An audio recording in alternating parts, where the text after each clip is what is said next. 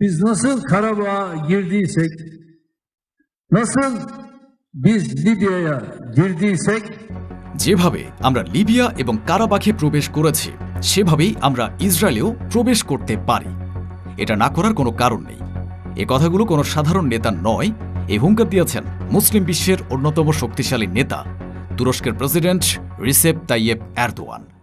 কিন্তু এটি কোনো ফাঁকা হুমকি নয়, কারণ এরদোয়ান ঠিক এই কথা বলার অনেক আগেই তার নৌবাহিনী, বিমান বাহিনী এবং স্পেশাল ফোর্স দিয়ে ইসরায়েলকে ৩ দিক থেকে একটি অদৃশ্য মরণ ফাঁদে আটকে ফেলেছেন। যে তুরস্কের ঘাতক বায়োরাক্তার ড্রোনের সামনে আর্মেনিয়ার সেনাবাহিনী খড়কুটোর মতো উড়ে গিয়েছিল, সেই একই ড্রোন কি এবার ইসরায়েলের আকাশে মৃত্যুর ছায়া ফেলতে চলেছে? এরদোয়ানের এ সরাসরি হুমকির পর নেতানিয়াহু কি তার জীবনের সবচেয়ে বড় চ্যালেঞ্জের মুখোমুখি? কেন প্রেসিডেন্ট এরদোয়ান হঠাৎ করেই ইসরায়েলের বিরুদ্ধে সরাসরি সামরিক হস্তক্ষেপের মতো চরম হুঁশিয়ারি দিলেন? লিবিয়া এবং কারাবাখ অভিযানের কথা উল্লেখ করে তিনি নেতানিয়াহুকে ঠিক কোন বার্তাটি দিতে চাইছেন? যুদ্ধবিরতির সময় লেবাননে ইসরায়েলি হামলার যে অভিযোগ এরদোয়ান তুলেছেন তার পেছনে সত্যতা কি? আর সবচেয়ে বড় প্রশ্ন, এরদোয়ানের এই হুমকি কি শুধু একটি রাজনৈতিক চাল, নাকি তুরস্কের সেনাবাহিনী সত্যি ভূমধ্যসাগর পাড়ি দিয়ে ইসরায়েলে প্রবেশের জন্য প্রস্তুত? এর পেছনে কি রয়েছে কোনো গোপন সামরিক প্রস্তুতি?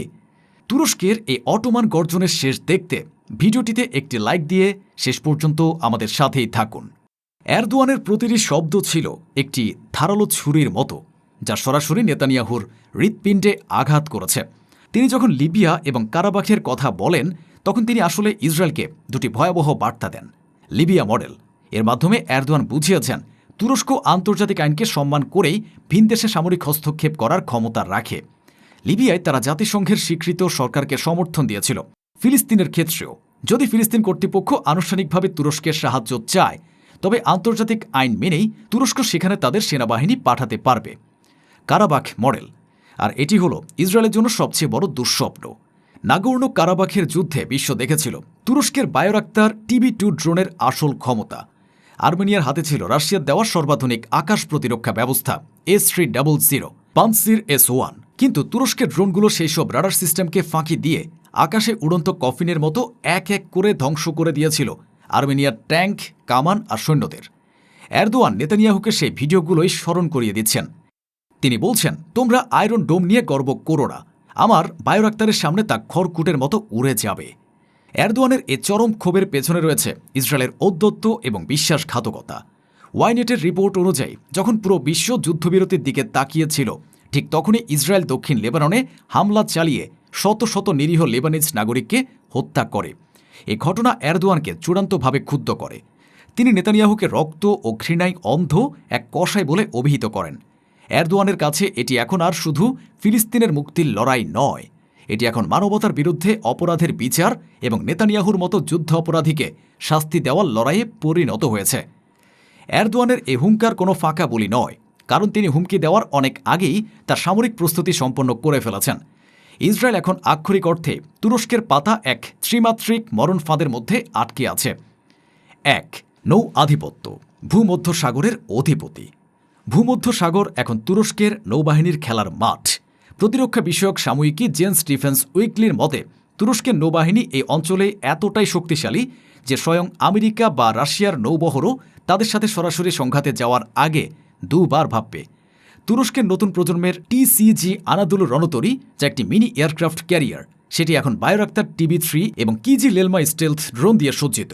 এর সাথে রয়েছে তাদের প্রায় শব্দহীন জার্মান প্রযুক্তির টাইপ 214 সাবমেরিন এবং নিজস্ব প্রযুক্তিতে তৈরি অ্যাডাপ্ট ক্লাস করভেট। এই বিশাল বাহিনী এখন ইসরায়েলের জলসীমার বাইরে একটি দুর্ভেদ্য দেয়াল তৈরি করে রেখেছে। ইসরায়েলের নৌবাহিনী এখন তাদের নিজেদের বন্দর থেকেই বের হতে ভয় পাচ্ছে। ২. আকাশিক এবং স্থলবেষ্টনী, সাইপ্রাস ও সিরিয়ার ঘাঁটি। তুরস্ক শুধু জলেই নয়, স্থল এবং আকাশ পথেও ইসরায়েলকে ঘিরে ফেলেছে। সাইপ্রাস, উত্তর সাইপ্রাসে তুরস্কের গেচিতকালে বিমান ঘাঁটি এখন একটি পূর্ণাঙ্গ ড্রোন ঘাঁটিতে পরিণত হয়েছে। এখান থেকে তুরস্কের ঘাতক ড্রোনগুলো মাত্র কয়েক মিনিটের মধ্যে তেল আবিবের আকাশে পৌঁছাতে সক্ষম। সম্প্রতি তুরস্ক এ ঘাঁটিতে তাদের দুর্ধর্ষ বেরি লিলার বা মেরুন বেরেট স্পেশাল ফোর্সকেও মোতায়েন করেছে। সিরিয়া, অন্যদিকে সিরিয়ার উত্তরে তুরস্ক একের পর এক নতুন সামরিক ঘাঁটি স্থাপন করছে। এই ঘাঁটিগুলোতে তারা রাশিয়ার কাছ থেকে কেনা S-400 এবং নিজস্ব প্রযুক্তিতে তৈরি হিশার আকাশ প্রতিরক্ষা ব্যবস্থা মোতায়েন করেছে। এর অর্থ হল সিরিয়ার আকাশপথ ব্যবহার করে ইসরায়েলের উপর যে কোনো হামলা চালানো এখন তুরস্কের জন্য সময়ের ব্যাপার মাত্র। এ সামরিক ঘেরাওয়ের সবচেয়ে ভয়ঙ্কর দিকটি হল তুরস্কের নিজস্ব স্যাটেলাইট নেটওয়ার্কের ব্যবহার।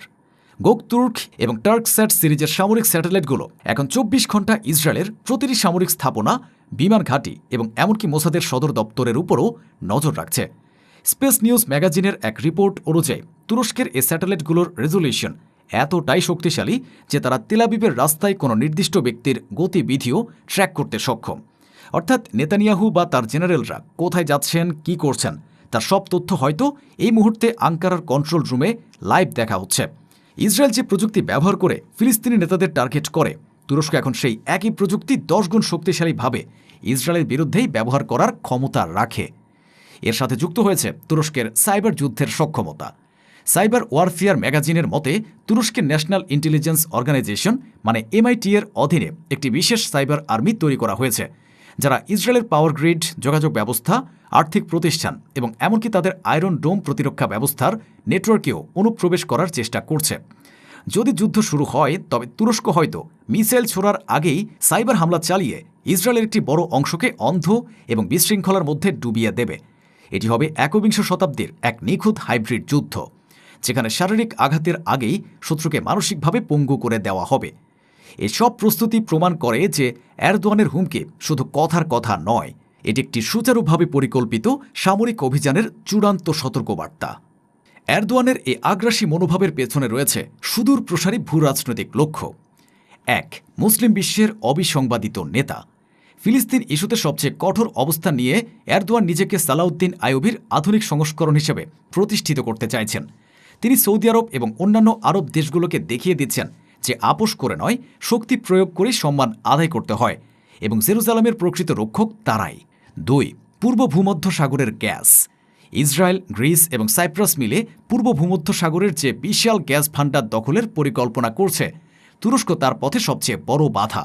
এই সামরিক চাপের মাধ্যমে এরদোয়ান নিশ্চিত করতে চাইছেন যে তুরস্ককে ছাড়া এ অঞ্চলের কোনো সম্পত্তি কেউ ভোগ করতে পারবে না। এটি শুধু একটি সামরিক হুমকি নয়, এটি একটি অর্থনৈতিক যুদ্ধ বটে। 3. অভ্যন্তরীণ রাজনীতি। তুরস্কে 2028 সালের নির্বাচনের আগে এরদোয়ান তার জাতীয়বাদী এবং ইসলামপন্থী ভোট ব্যাংককে ঐক্যবদ্ধ করতে চাইছেন। ইসরায়েল বিরোধী কঠোর অবস্থান তার জনপ্রিয়তাকে আবার তুঙ্গে পৌঁছে দেবে এবং অর্থনৈতিক সমস্যা থেকে জনগণের দৃষ্টি অন্যদিকে সরিয়ে রাখতে সাহায্য করবে। এরদোয়ানের হুমকি, তুরস্কের সামরিক প্রস্তুতি এবং ভূমধ্য সাগরে তাদের একচ্ছত্র আধিপত্য, এসব কিছুই একটি ভয়াবহ সত্যের দিকে ইঙ্গিত করছে। ইসরায়েল তার ইতিহাসের সবচেয়ে বড় অস্তিত্বের সংকটের মুখোমুখি। নেতানিয়াহু এখন এমন এক শত্রুর মুখোমুখি যার রয়েছে ন্যাটোর দ্বিতীয় বৃহত্তম সেনাবাহিনী, বিশ্বের অন্যতম সেরা ড্রোন প্রযুক্তি এবং মুসলিম বিশ্বের কোটি কোটি মানুষের সমর্থন। লিবিয়া এবং কারাবাগ ছিল শুধু মহড়া, আসল খেলা হয়তো এবার শুরু হতে চলেছে। বিশ্ব এখন রুদ্ধশ্বাসে তাকিয়ে আছে। এরদোয়ানের এ অটোমান গর্জন কি শুধু একটি হুঙ্কারই সীমাবদ্ধ থাকবে, নাকি তা ভূমধ্য সাগরের নীল জলকে রক্তে রাঙিয়ে দিয়ে এক নতুন ইতিহাস রচনা করবে? সময়ই তা বলে দেবে।